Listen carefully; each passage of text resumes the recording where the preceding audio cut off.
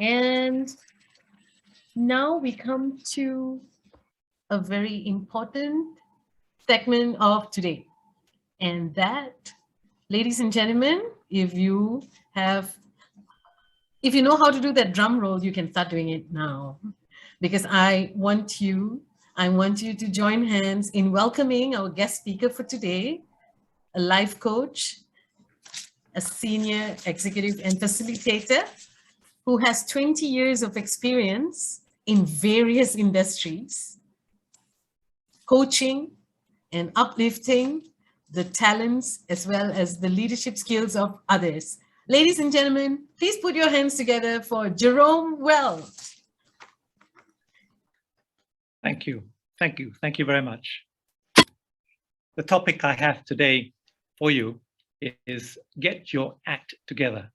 Oh, sorry, there was a typo in the circular that went out, and it was a deliberate typo to ensure that we invoke the inquisitiveness in you to invite you to come to today's talk. So my name is Jerome Welch, and I'm always excited about helping people kindle purpose in their lives. We all have this one life to live. When compared with the vastness of the universe, it may seem like just a fleeting shadow. Yet, because of whom we are as a species and how we've developed our hearts and minds, we have the ability to accomplish anything, truly, truly anything, if we only learn how to use our time on Earth wisely. Just look at how we've tapped energy and Earth resources to create, to build, to run huge cities, flying machines, space stations, anything from things of small, intricate, and astounding beauty to large, complex machinery capable of transporting us even beyond our own planet. All of this and more are possible because of a range of factors, including one simple genetic coincidence, would you believe, a twist of fate, as it were, that enabled us to enunciate words in such a distinct way that we could create language. And from language, that meant I could no longer just imagine things in my head, but share it with sufficient detail and enthusiasm such that others are able to jointly envision possibilities. Ladies and gentlemen, possibilities, and also impossibilities, because I'm sure there are always the pessimists among us. Come on, raise your hand if you're one of them. Oops, did I raise my hand? Yes, I'm occasionally prone to pessimism as well, but I try and adopt Gillian's counsel to be more positive in every time I feel negative. So we all want to enjoy all that life has to offer. Yet we worry continually about what the future may hold. Que sera, sera goes the song, but we often forget that advice from the media. Recently, I listened to Dr. Maria Nemeth. She's a psychologist, author, speaker, master coach. And she asked the age-old question, would it be okay if life got easier? Now, that was a question I really wanted an answer to, because I thought about myself. Do I want to be known for my drama or for my dreams? For the conflict and arguments or for my contribution? And my brother-in-law would say, for my grumpiness or for my gratefulness? Well, during that session, she got me and the other audience to do a thought experiment. And I'd like to invite you to follow and do it and follow on and do it for yourself as well. Think of someone whom you greatly admire. What do you remember them for? What or who did they place significance on in their day-to-day thoughts? So, for example, when I was asked this question by Maria, in my mind, I pictured Nelson Mandela. If you remember Nelson Mandela, he was incarcerated, he was imprisoned and separated from his family for 27 years for opposing the apartheid government in South Africa. Eventually, when the ANC, the African National Council, got into seat of government with him as the head, the white Caucasian civil servants, right, were packing up their stuff to leave. But he approached them and said, wait, where are you going? This is a South Africa for both you and me. This is a home. South Africa is a home for both you and me. You see, he knew that if he discriminated against the white Caucasians who had ruled before that, If he marginalized them, Nelson knew that he would be guilty of exactly what he'd been fighting against for nearly 3 decades.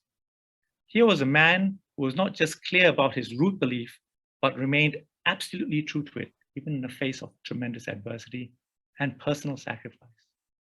Let me now give you a moment. Think of that person you admire. It might be Nelson Mandela too, it might be Mahatma Gandhi, it might be Mother Teresa, it might be the Prophet, it might be Christine Lagarde of the IMF. Now, think of 2 or 3 things, why or what you admire about that person. Do that with me now.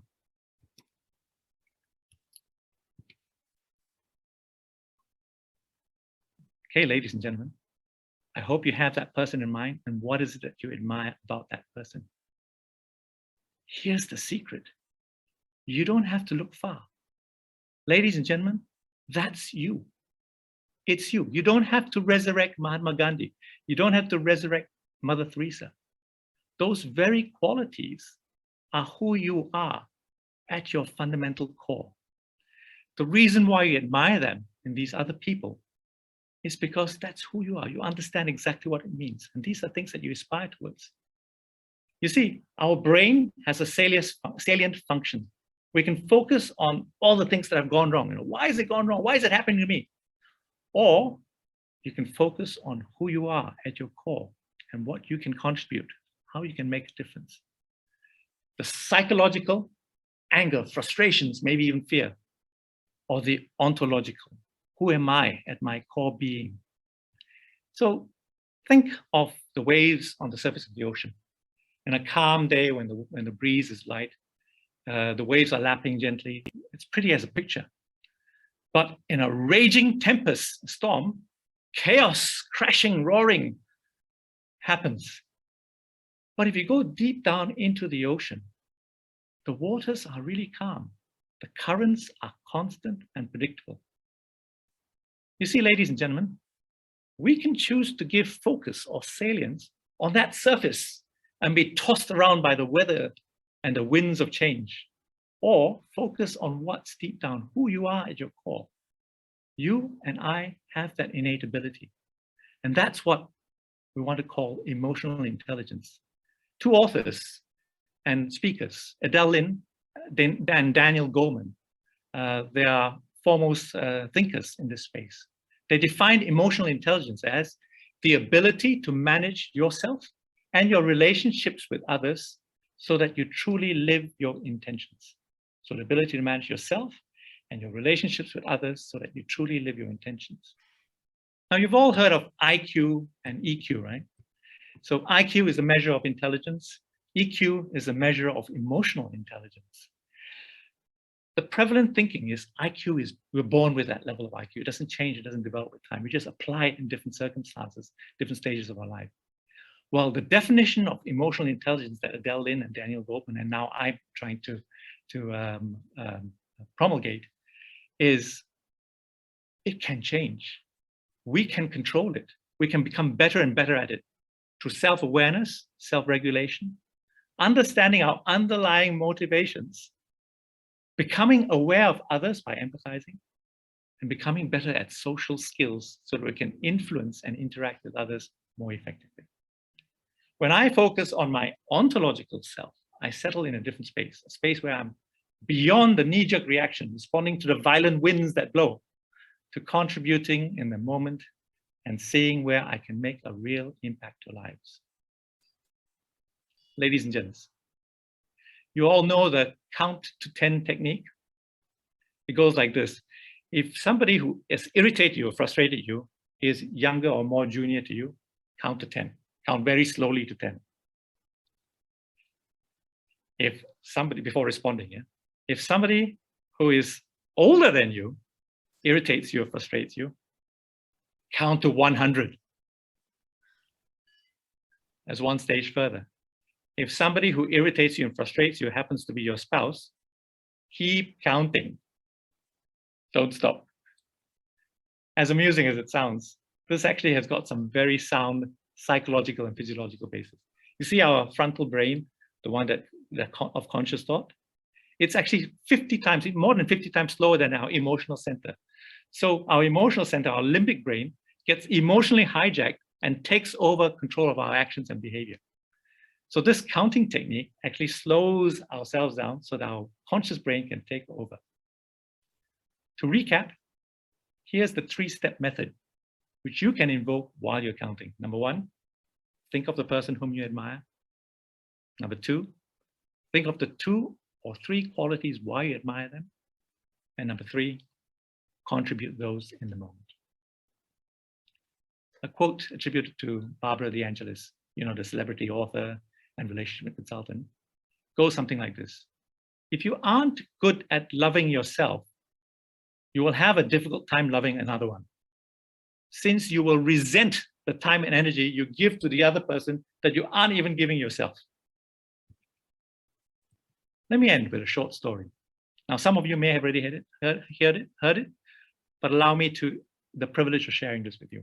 It's a story of a professor of philosophy giving a lecture to a group of students. So he said, watch carefully as he walked into the lecture theater. He brought out an empty jar and placed it on the table. He started filling it up with golf balls until the brim. And then he asked the students, the philosophy students, is the jar full? So most of them said, yeah, it's full. Then he says, wait, he took another bag of pebbles and he poured the pebbles into until the pebbles filled the space between the golf balls. And he said, now is this full? And the students got the trend of where he was heading. So this time they were not so sure. He says, maybe. And the professor said, okay, wait 1 moment. He took a bag of sand and he emptied the sand into the jar. And guess what? The sand filled all those spaces in between the pebbles and the golf balls. Now is it full? And they all were still tentative, but this time they said, yeah, it's pretty full by now. He says, whoa, I've still got one more trick up my sleeve. He took 2 bottles of your favorite beverage. I'm not sure what your favorite beverage is. I know Franz and mine is beer. So 2 bottles of beer. It might be Coke for you or mineral water. So, and he took those 2 bottles and he emptied both of them into the jar and actually filled in the space between all the sand. The jar represents your life. The golf balls are the important things, your family, your friends, your health, your passions. The pebbles are the other important things, your car, your job, your home. And the sand is everything else, just the small stuff, plenty of it. Pay attention, ladies and gents, to the things that are critical to your happiness. If you had started filling the jar with sand, there'd be no room for pebbles, let alone golf balls. So take care of the golf balls and the pebbles in your life first. These are the really important things. Set your priorities, because everything else is just sand. So at this, the students exchanged knowing glances and nods to each other. But one guy at the back row put up his hand and said, Professor, what about the 2 drinks? You haven't talked about them there. What do they represent? So the professor chuckled. He was waiting for somebody to ask that question. He said, I'm glad you asked that. It goes to show that no matter how full your life may seem to be, there's always room for a couple of drinks with a friend. Thank you very, very much, ladies and gentlemen. Wow, good job. Thank you for sharing this golf balls and pebbles as well as the drinks. Well, as for me, I really like the part about how you asked the question about what we admire in someone, and it's actually the qualities that we already have that's innate. Yes. That's so amazing. And the part about counting. So I hope, just like me, a lot of people also manage to get bits and pieces. And as we mentioned earlier in the meeting, we actually have a recording so you can replay and listen to it again. So thank you very much for sharing with us amazing stuff within 10 minutes. It's been my privilege. Thank you. Thank you all. And with that, we will have a short break right now, just to digest whatever we have heard from all the table topics, Jillian, as well as Jerome. We will have a group photo and then we'll break through. We have a Q&A, 5 minutes. Oh yes, sorry. Before that, I got a little excited. Okay, so. I can't escape this one, can I? No. And I'm just going to open the floor to everyone here. There's a 5. Everyone but my mum can ask a question. Oh, everyone but mom. Okay, so we've got 5 minutes of question and answer. Who would be? Knows me too well. Who would be the first one, except Jerome's mom, to ask the question? Now, mum, you can ask questions too. Anyone with a question? I have a question.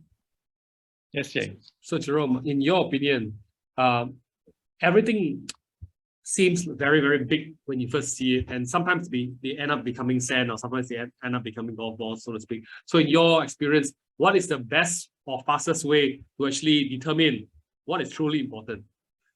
Yeah. Do you know what really brings me to tears? A lump in the throat experience. My family that's before me, watching me today. My loved ones. That's the truly important. Those are the golf balls in my life. If you want to know where it really matters, it's the people whom you love. It's the relationships you have, the loved ones that you've built a strong relationship over the years. That's where it really boils down to. But that's my just my humble opinion. I hope it resonates with you too.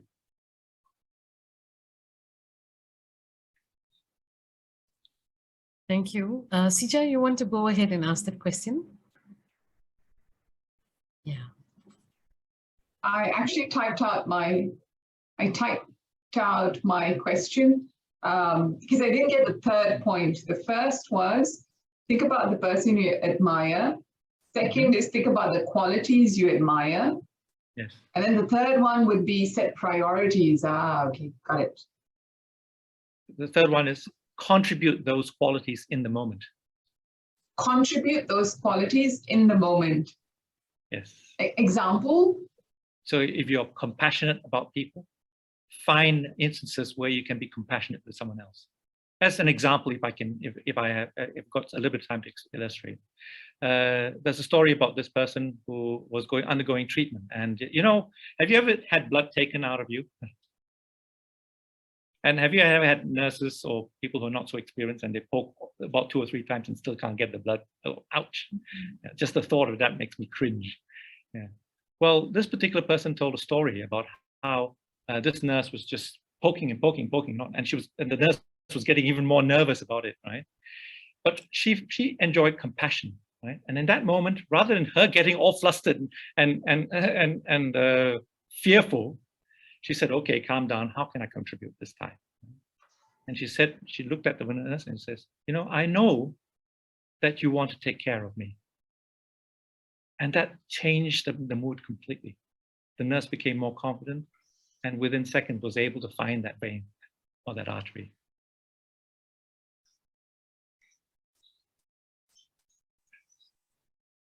Thank you. Thank you for that. I saw Anna, Toastmaster Anna, put up a hand. Yeah, and then I kind of put it down because I feel that my question is not related to the content so much. But I'm actually really curious because the speech that you conveyed today is so well refined. And I'm really curious, like how do you even come to such a calm way of presenting this speech? And I'm just like really curious, how do you even get to this point? How do I get to this point? Yeah. This point, the speech, because it feels very well structured, it's very calm. It even sounds like a competition speech almost at that point. And I guess for sharing purposes, it's like, what was like your thought process of making this such a well conveyed motivational speech, other than the fact that you have so much experience in doing this? And so I kind of put my hand down because I feel like it's out of the topic already. Thank you, Anna. You're fast competing with Sipa with kind words towards me. Thank you so much. I accept that humbly.